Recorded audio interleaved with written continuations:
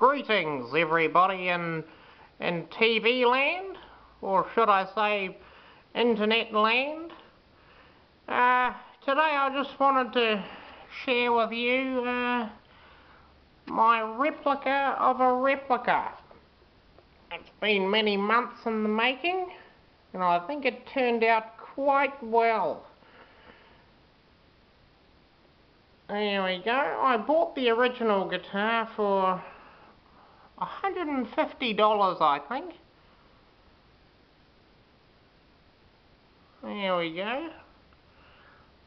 I'll just start at the top and I'll talk a little bit about how I achieve these amazing effects on here. First thing is these cigarette burns up here, just like Eddie Van Halen's ones. I did them with real cigarettes. And got the locking nut on here. I decided to put the tensioning bar on straight. I don't know why I did that. Probably to get better tuning, I'm not sure. And I've managed to relic the fretboard there. I did that by using a scouring pad, much like the scouring pad you'd use to clean your pots and pans with. And I just put a bit of boot polish on there, and that came up rather well, I thought. And it's a 21 fret fretboard there, just like the replica. I call this guitar the replica of the replica, because it was quite difficult to obtain, you know, a lot of photos of the original Frankenstrat, Eddie Van Halen's Frankenstrat. So, you know, there were a lot of pictures of the replica available, so I just used those. You know, coming down to the body here, this neck pickup here, that's actually a functioning pickup. What I did was I just got the original Strat pickup, the single coil, and I took the cover off, and it was black underneath, so I masked up all these little bits here, all those metal poles, and I painted it red, and came out with that brown coloured effect. That's quite good, I reckon.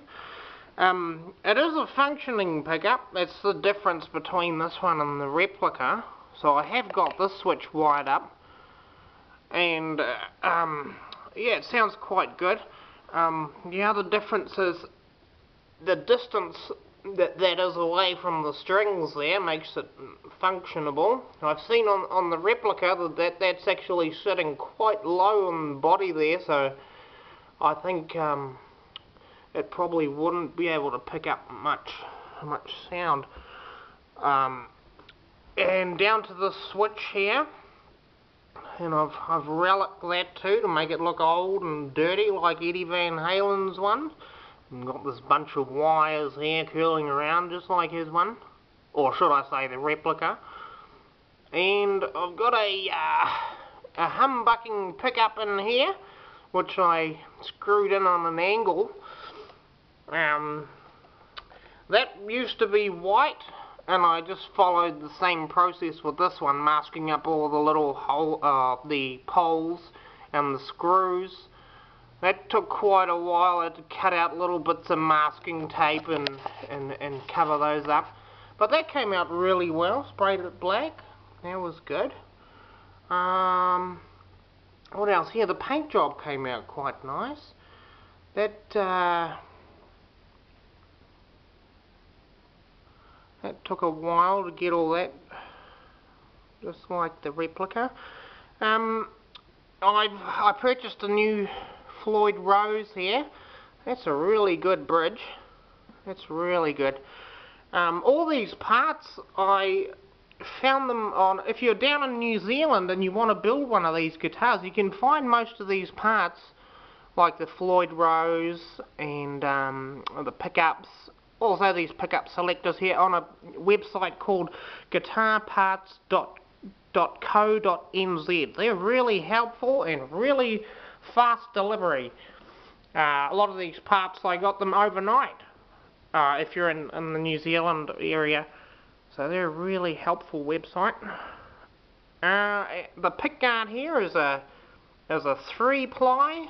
It's got that white, well, it's black, white, and then black again. And they talk about Eddie's one being a single ply, but from the pictures I've seen, it looks like a 3-ply to me. Anyway, I've covered up I've re-drilled that where the volume pot goes, and I've put the silver tape in behind there, just like Eddie's ones. And I've got the volume control that says tone, just like his one. Alright, and here's another amazing feature about it. Oh, actually it's not that amazing. It's a 1972 quarter. I understand Eddie's got a 71 on his one. But I tell you what, folks, down here in New Zealand, they're a bit hard to come by. So, all I could manage to find was a 72, but that's okay. That's okay. I don't mind that. I like it. That's good. I think that could probably do with a bit more relicking. I've seen pictures of his one and it looks, you know, bloody shot. Well, that's cool. Yeah. So the paint, I've tried to relic that too, and whereas little, you know, try to get all the details right. Some of it might not be right. Another couple of differences I'll point out are the strap bar pins. He's got those loopy, you know, those bloody loopy, they look like bloody curtain hooks or something, I don't know. But I've just chosen to go with these Gibson style pins. They work really well. I do use this guitar. It is, I use it for gigging when I'm playing with my band, so it's a really good functioning guitar. I like it. Good sounding guitar too, with the pickup screwed directly into the body. It gets a lot of good resonance there. Another difference is, I'll point out, and I wish that I would have done this before I had painted the guitar, and that is that Eddie's guitar is chiseled. You know, this pickup cavity here is chiseled on an angle there, and I think that's one of the things that I really wish that I had have done, but that's okay. Maybe I could still do it. Could fix it up, I'm not sure. Okay, so I'll just turn it over to the back now. Show you the back. Here we go. These are not the type of tuners that Eddie has on his, but they do the job really well. Maybe it's something I could look at in the future, getting some like his. And I did drill that out and screw the locking nut, you know, bolted it from the back there, so it's nice and solid. These reflectors, they're not like Eddie's ones either, but I had to use, you know, what I had available. And at the time of building this guitar, I know there was a fella in the States, and he was selling, you know, the set of reflectors that you could use on your Frankenstrat. But at the time of building, I went to order them, and, you know, they weren't on there anymore. They weren't on the eBay website, and I just couldn't wait any longer, so I decided to get these from a auto accessory shop down here in New Zealand. But they're alright. They're a little bigger. They're 65 millimeters in diameter. I think is probably 50 mils. And tried to get all these bloody little screw holes and stuff, you know, just like his, and worn all the paint off on the back here, like his one.